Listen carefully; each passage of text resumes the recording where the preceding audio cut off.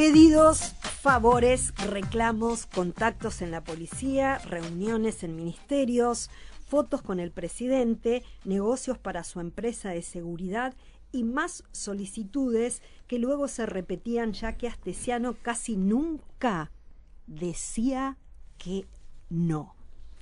Bien, vamos a hablar con Lucas Silva porque esto es parte de este libro que se llama El caso Astesiano, una trama de espionaje y corrupción en la Torre Ejecutiva que editó Sudamericana.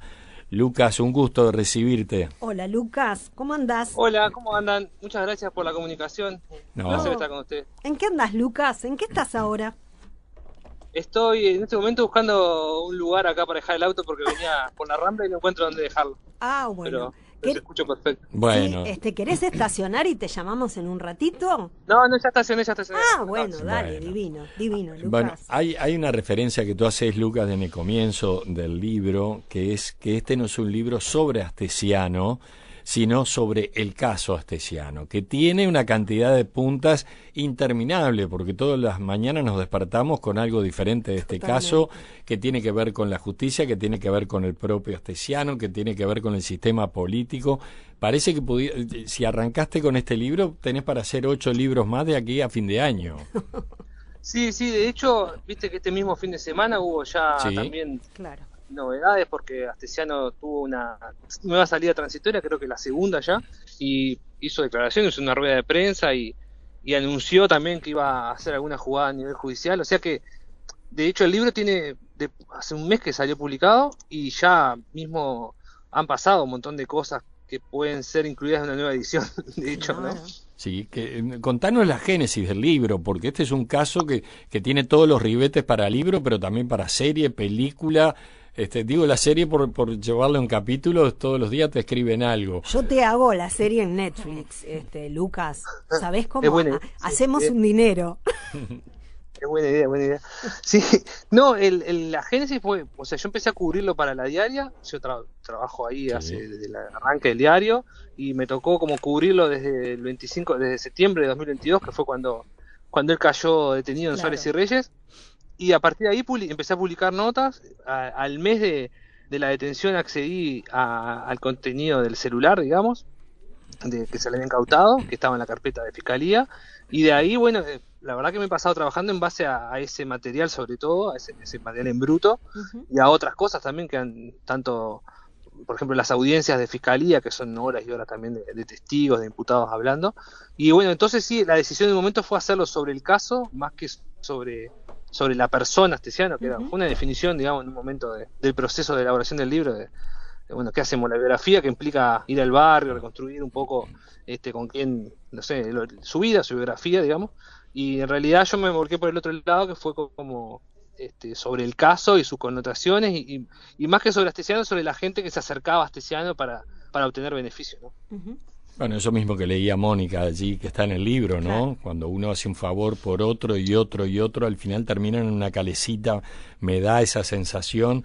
Allí hay internas policiales, hay, bueno, todo lo que tiene que ver con investigación, con buscar un poco de información. A mí lo que me pasó con tu libro y con el caso en general, pero con tu libro en particular, es como que alguien, en este caso, tú, descorrer una cortina y ver allí otra realidad, esa trastienda que no vemos, solamente la conocemos a través de los que miran por la cerradura, como son los periodistas.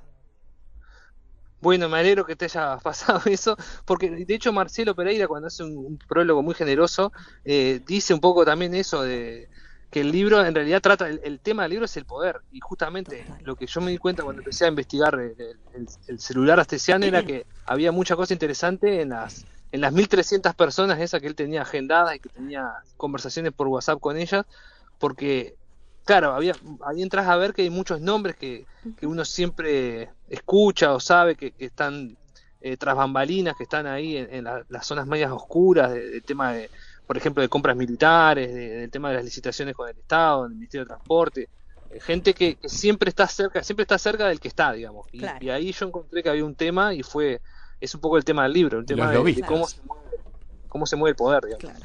Recién vos sabés que estábamos charlando fuera del aire con Aris. No sé si viste la serie. El encargado, ¿la viste? El encargado de la de Francella, ¿no? Sí, la de Francella. Y pensábamos, sí, claro, Astesiano de alguna forma es ese personaje donde se cruzan todos los lugares de poder y sigue avanzando y sigue avanzando. ¿Quién es Astesiano para vos en el momento que cerraste el libro? Dijiste, bueno, ¿cómo te configurás a ese personaje? Bueno, es un personaje que estaba en un lugar que es más que un edificio, digamos, que es la Torre Ejecutiva. Obviamente, obviamente. Entiendo igual la comparación, hay algo de eso. Creo que también es una persona a la cual la política también utilizó, digamos, porque también en este caso hay una designación, ¿no? Hay alguien que deposita confianza y que le pide que haga ciertas cosas, ¿no? O sea, si bien es cierto que Astesiano hacía muchas cosas para obtener un beneficio propio, que eso de hecho está pagando una condena por eso, ¿no? Porque se logró probar que en muchos casos, en particular el tema de pasaportes, él obtuvo ganancias, digamos, a cambio de cosas que ni siquiera cumplió, pero que implicaba en el fondo, implicaba un vínculo con el Estado, ¿no? Porque estamos hablando de tramitar pasaportes, de conseguir favores para inversores que venían de Rusia, pero hay un tema para mí ahí sí que falta todavía terminar de dilucidar, que creo que es una clave en la investigación que está haciendo Fiscalía, y es quiénes eran las personas que le pedían cosas a Astesiano y quiénes lo colocaron en ese lugar tan clave sabiendo que iba a hacer ciertas cosas, ¿no? Esa parte todavía, y me baso también no solo en lo que yo puedo pensar o concluir después de una investigación, sino en lo que él mismo ahora en esta etapa carcelaria plantea recurrentemente, que un poco lo dejaba ver el otro día en las declaraciones que hace.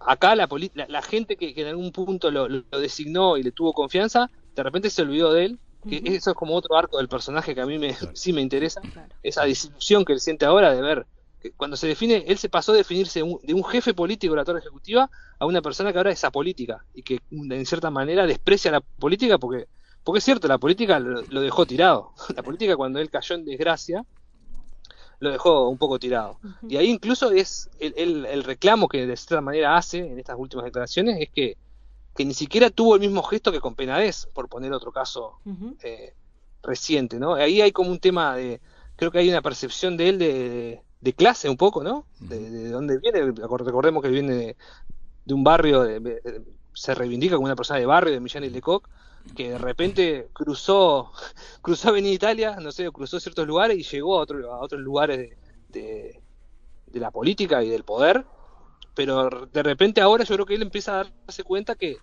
en realidad era una fantasía. Él pensaba que estaba dentro de algo que no necesariamente es lo que pensaban los demás. Claro. A veces el poder te parece que te deja sentar a la mesa y no.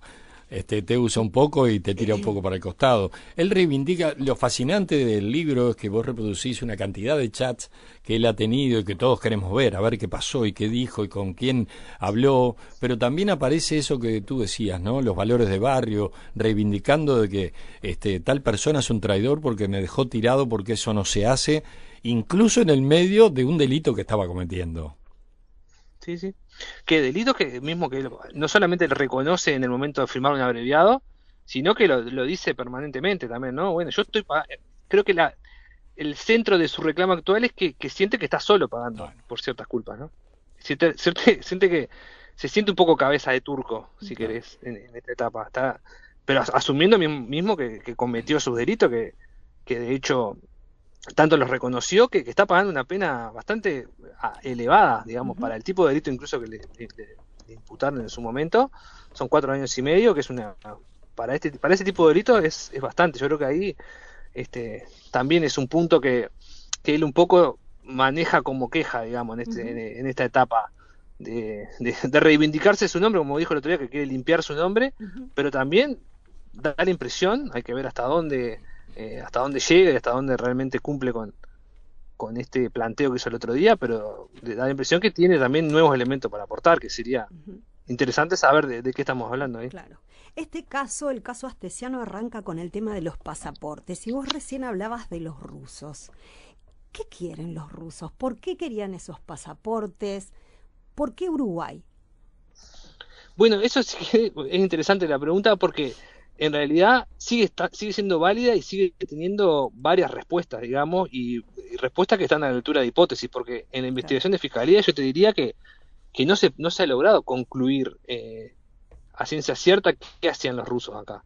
Sí, o sea, en el fondo lo que demostró es que hay una fragilidad impresionante en el tema de identificación civil, en el tema de la frontera, de los controles que tiene Uruguay, sobre todo en la frontera con Brasil. Hay varios capítulos del libro que de algunos chats surge cómo entraban prácticamente caminando por la frontera del Chuy, pero las hipótesis que se han manejado tienen que ver con gente que tramitaba para poder moverse en otros países, sea Estados Unidos o sea dentro de la Unión Europea, gente que tal vez tenía interés en abrir cuentas bancarias acá y lavar dinero, esos son, pero siempre dentro del terreno de las hipótesis y de una investigación que sigue en curso. De hecho, hasta a esta altura la Fiscalía está haciendo algunas citaciones a gente, a rusos que tienen pasaporte uruguayo y están siendo citados a declarar en el consulado uruguayo en Moscú para, bueno, justamente eso, para empezar a saber cuál era la intención de esta gente. Está más claro quiénes eran las personas que les tramitaban, de hecho, eso sí es gente que ya estuvo presa, el escribano Fernández, Alexei Slibaev, que era el gestor ruso que vivía en Playa Pascual, pero el motivo de fondo pueden ser, capaz que hay varias respuestas, capaz que de todas estas hipótesis que la propia fiscal Fossati en un momento planteó, capaz que son de todos hay casos, digamos, ¿no? Pero no te diría que no hay una respuesta concluyente sobre ese tema. Claro. Bien, hoy hablábamos de que descorriste el velo y la gente como que, bueno, le gusta, le intriga. Nos gustaría ahora descorrer el velo de la parte periodística, porque a todos los que trabajamos en los medios de comunicación siempre nos preguntan, che, ¿de dónde salen los chats? ¿Cómo acceden 2, 3, 5 personas y no acceden una cantidad de gente? ¿Es porque no quieren? ¿Es porque no se los brindan? ¿Es porque no se tomaron el trabajo de hacerlo? No te voy a pedir la fuente ni nada, simplemente para que la gente sepa cómo se trabaja, ¿no? Una investigación salada como la que llevaste adelante. Sí, que en realidad, ahí cuando decís también varios periodistas logramos acceder. O sea, yo capaz que de verdad le dediqué, tuve la suerte que en el diario me dejaron un poco por la libre, me sacaron del día a día de picar piedra, digamos, tener Sí. que publicar todos los días notas, y eso también explica que yo le haya podido dedicar tanto tiempo, un apoyo interesante al diario que yo siempre trato de rescatar, porque el periodismo de investigación en realidad lo que requiere muchas veces es eso, tiempo que los medios no tienen que sacar de otro lado, digamos, tienen que sacar recursos para poder financiar eso y eso es como algo que yo le valoro mucho al diario. Pero después de cómo funciona el tema del acceso a la información en este tipo de casos, es básicamente se accede a un celular, eso hay 3 lugares donde estaba ese material, eso fue la primera cuenta que yo saqué cuando quise acceder a ese material, que son el Ministerio del Interior, la Fiscalía y las defensas, porque a veces se da como por hecho, digamos, que creo que con un poco de intencionalidad política, que la Fiscalía es como un lugar donde salen todo y toda la información, y si bien es uno de los lugares, también no perdamos de vista que desde que hay un nuevo código de proceso penal, los abogados de los imputados, y en este caso estábamos hablando que la investigación arranca con 5 imputados y después se fueron sumando nuevos imputados de la cúpula policial, y todos los abogados de estas personas tenían acceso a la carpeta. Claro. O sea, en el fondo no era que era un material al que tenían acceso 1 o 2 personas. De hecho, vale recordar también, la fiscal Fossati en un momento inició una investigación administrativa. Ella ha repetido que la filtración viene de Fiscalía, pero en los hechos ella hizo una investigación para determinar si la información salía de Fiscalía y nunca lo pudo probar.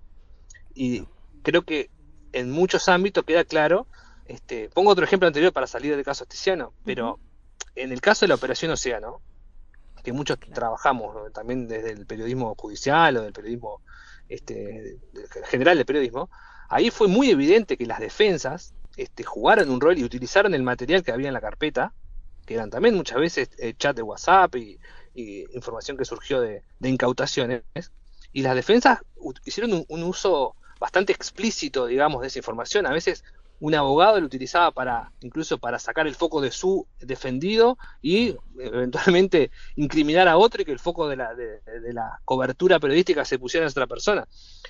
Eso fue así, y eso es cómo funciona el sistema. En el sistema actual, que si a alguien le parece que está mal, debería pensar antes que atacar a las filtraciones o a los periodistas, debería pensar en cambiar el sistema. Funciona así. Hay mucha gente que tiene acceso y muchas veces los periodistas accedemos de esa manera.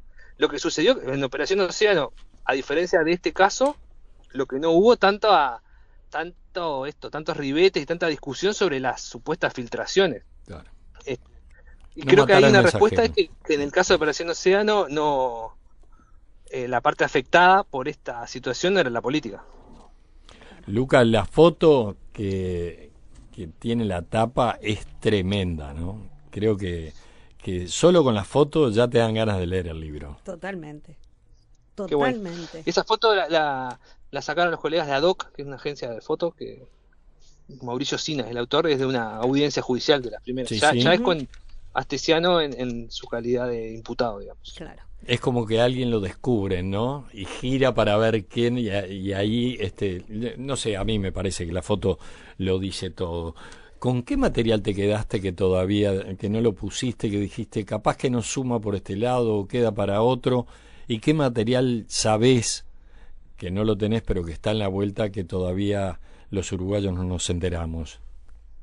Bueno, yo la otra vez hice un cálculo más o menos por arriba, porque estamos hablando de que el disco duro con el contenido del celular que se le incautó, que es uno de los 3 celulares que tenía Astesiano, solamente uno, ya te adelanto una parte de la respuesta. Solamente tuvimos acceso a uno de los 3. Y de ese material, que son 52 gigas, yo creo que había estimado al principio ahora cuando se empezó a hablar de la presentación del libro y todo eso, que llevaba procesado la mitad de ese material. Porque cuando hablamos de un disco duro, o sea, 52 GB capaz que no dice mucho, pero en materiales que son archivos de texto, de audios que son audios de muy poco volumen, digamos, de peso, estamos hablando de miles y miles de audios.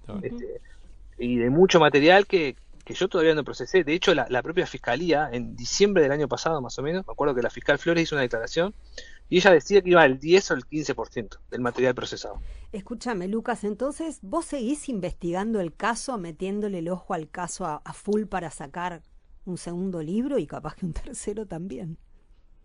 Sí, en realidad tengo una idea de otro libro, pero sobre otro tema, digamos, y lo que sí puede haber son actualizaciones. De hecho, cuando el libro sale publicado, una de los avances noticiosos más relevantes fue el tema de Abdala y esa captura del chat entre Astesiano y Lacalle Pou, el del perfecto. Ese fue como una novedad del libro, pero a partir de eso recuerden que la fiscal Flores, que está actualmente a cargo de la investigación, hizo un pedido justamente para acceder, hablando de cosas que faltan todavía, el chat completo entre Lacalle Pou y Astesiano fue excluido por la fiscal Fossati al principio de la investigación. O sea, ese chat, por ejemplo, seguramente tenga información que sea relevante para la investigación, mínimamente en el caso de Abdala, también en el caso de Mario Lallera, que fue otro caso de espionaje, que no se pudo avanzar justamente porque Astesiano en un momento dice que él le iba informando a Lacalle de lo que iba haciéndole a Lallera, pero no se pudo avanzar en fiscalía porque el chat no estaba, porque había sido excluido por la doctora Fossati. O sea, sí, en ese caso, por ejemplo, si surge en algún momento, como todos esperamos, que la fiscalía haga una repericia, sea en el exterior o sea acá en Uruguay, para acceder a estamos hablando de un chat, ese chat de Lacalle Pou con Astesiano está en el teléfono que está en este momento en Científica. Sería simplemente hacer una pericia y tomar la decisión de que se incorpore la carpeta.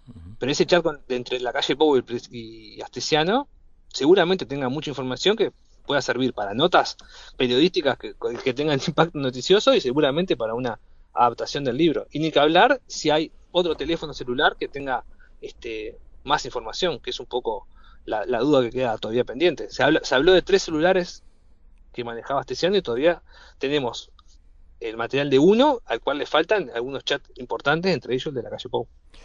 Bien, si ustedes quieren meterse en este mundo que nos propone Lucas Silva, allí yo me fui anotando mientras iba leyendo el libro. Lucas ponía el tema Abdala, Carrera, Vergara, Los Estancieros, Lorena Ponce de León, Lallera, albañiles, los lobistas, licitaciones, vínculos, en fin, una caja de Pandora, lo que se abrió así 41, y apareció todo junto, y eso se va actualizando, como dice su autor, día a día. Así que Este libro se llama El caso Astesiano, una trama de espionaje y corrupción en la Torre Ejecutiva, que va en su segunda edición y ya debe venir la tercera. Olvídate. En breve, ¿no, Lucas? Sin dudas. Ojalá que sí, ojalá que sí. Creo que, bueno, en editorial, por lo que me van reportando, digamos, están muy satisfechos con las ventas, por suerte. Tuvo buen impacto y para mí me parece que hace meses que salió, pero en realidad hace un mes que salió. Claro. Y se está vendiendo muy bien y ahí está. Estoy muy contento, la verdad, con ese trabajo, y me gustó la experiencia de hacer un libro, y ya te digo, estoy pensando en hacer otro.